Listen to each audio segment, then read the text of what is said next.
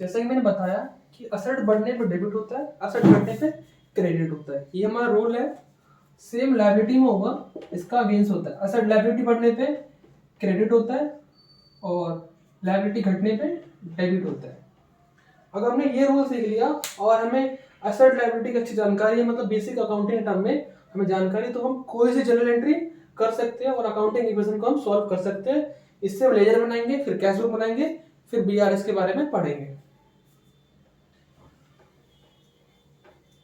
जैसे मैं कहता हूँ कि हमने कोई मशीन खरीदा है 5 लाख रुपए कैश देके, इसका मतलब ये है कि मशीन हमारे लिए क्या है, असेट है।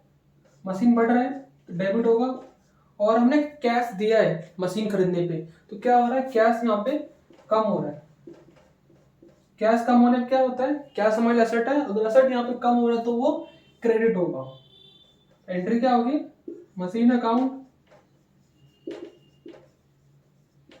Debit to cash account.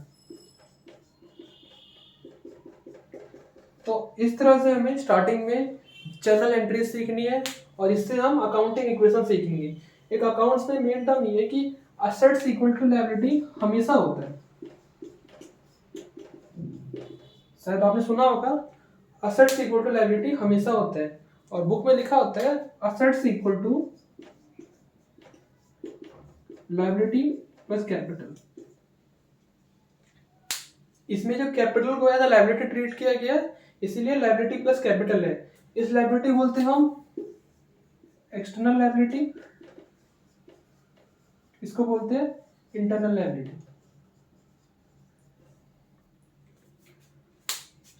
जैसे मैं आपको स्टार्टिंग में कुछ कराता हूँ, एक राम है जिसने बिजनेस स्टार्ट किया है, कैपिटल इंट्रोड्यूस किया है 10 लाख रुपए इन कैश।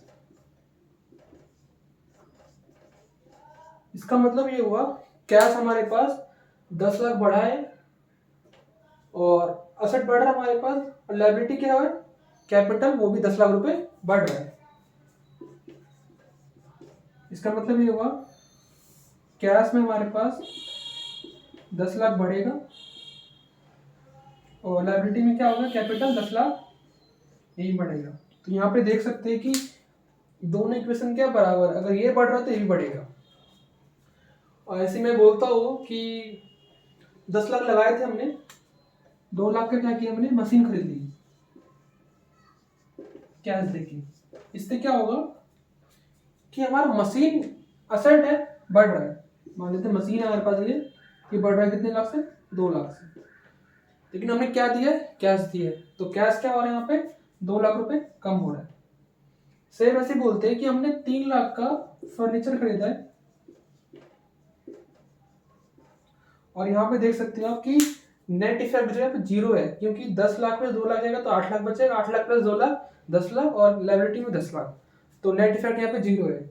जैसे हम मैंने बोला फर्नीचर खरीदा 3 लाख रुपए का, उधार खरीदा है किसी से, उसका नाम है SW। तो क्या होगा, फर्नीचर जो हमारे पास ये बढ़ जाएगा कितने रुपए से, 3 लाख रुपए से, और कर्जा बढ़ रहा हमारे लिए, क्योंकि आने वाले टाइम में जो 3 लाख का फर्नीचर खरीदा मैंने, तो आने वाले टाइम में पैसे देने पड़ेंगे उसको वापस। तो क्या होगा, यहाँ पे इसका एक अकाउंट बनाएंगे अलग से, क्रेडिटर्स। वहां पे 3 लाख का हमारे पास कर्जा बढ़ रहा है, तो ये क्या होगा, अब देखिए यहाँ पे 3 लाख अगर असेट बढ़ रहा है तो 3 लाख लायबिलिटी बढ़ेगा। तो आई थिंक ये क्लियर हो गया होगा। फिर करेंगे जनरल एंट्रीज, जिसमें क्या होता है कि जो अमाउंट से हम डेबिट करते हैं उतने अमाउंट से हम क्रेडिट करते हैं।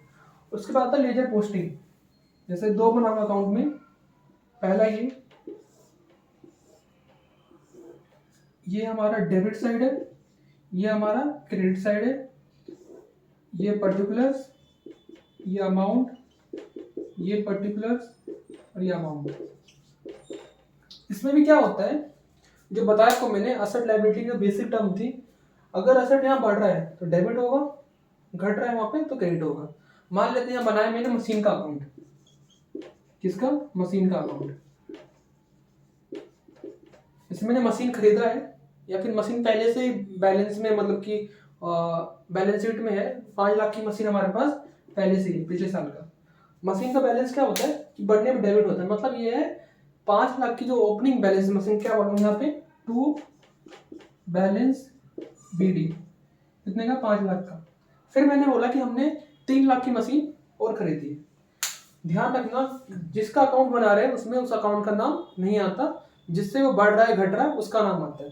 मान लेते हैं 3 लाख का मशीन हमने खरीदा है, तो परचेज कर रहे हैं तो डेबिट होगा, मशीन बढ़ने में क्या डेबिट होता है, तो डेबिट साइड लिखेंगे टू परचेज अकाउंट 3 लाख रुपए। और मैंने बोला कि हमने 2 लाख का मशीन बेच दिया, क्या लिखूंगा यहाँ पे, by sales account. By sales account credit side में क्यों आया, क्योंकि मशीन क्या और हमारे पास कम हो रहा है, कम होने पे क्या करते हैं हम, क्रेडिट करते हैं, कोई भी हमारे पास असेट की टर्म हो तो 2 लाख रुपए। अब बोलते हैं कि डेप्रिसिएशन लगाए। डेप्रिसिएशन क्या होता है, कोई भी फिक्स असेट हमारे पास की वैल्यू कम होना, तो मैंने बोला कि डेप्रिसिएशन लगाए 1 लाख रुपए का। इससे क्या होगा, मशीन की वैल्यू कम होगी, मतलब क्या, वो असेट हमारे पास कम हो रहा है तो क्रेडिट होगा, तो लिखेंगे हम बाय डेप्रिसिएशन अकाउंट 1 लाख रुपए। अब क्या करना होता है, हमें देखना होता है कि हमारे पास अब मशीन की कितनी वैल्यू बच चुकी है। पहले से 5 लाख का मशीन था, फिर हमने 3 लाख का मशीन खरीदा है, तो हमारे पास 8 लाख का मशीन आया है इस साल में।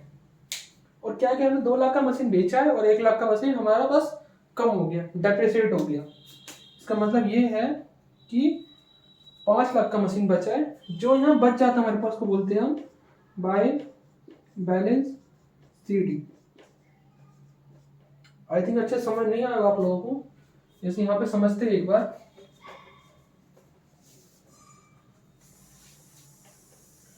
अगर कोई भी यहाँ पे असेट्स के अकाउंट में उसका टर्म है, जैसे मशीन, कैश, बैंक, फर्नीचर, कुछ भी है, उसकी हमेशा ये स्टार्टिंग ऐसे होती है, वो हमेशा opening balance to balance BD से स्टार्ट होता है और बाय बैलेंस CD पे खत्म होता है। ये तो जो असेट्स का है उसके लिए है, ये हमारा पर्टिकुलर्स, ये अमाउंट, ये पर्टिकुलर्स और ये अमाउंट। मान लेते हैं कि यहाँ पे कोई लायबिलिटी का टर्म आ गया, जैसे क्रेडिटर्स हो गया, लोन हो गया, कैपिटल हो गया, उसकी स्टार्टिंग जो है ऑलवेज यहाँ से होगी बाय बैलेंस BD, खत्म यहाँ पे होगी टू बैलेंस CD। क्योंकि लायबिलिटी के बैलेंस से होता है क्रेडिट होता है, इसलिए वो क्रेडिट साइड पे स्टार्ट होता है और डेबिट से खत्म होता है। ऐसे ही हम कैश बुक बनाएंगे, फिर हम BRS करेंगे। आई थिंक आपको अच्छे से क्लियर होगा। अगली वीडियो फिर मिलते हैं।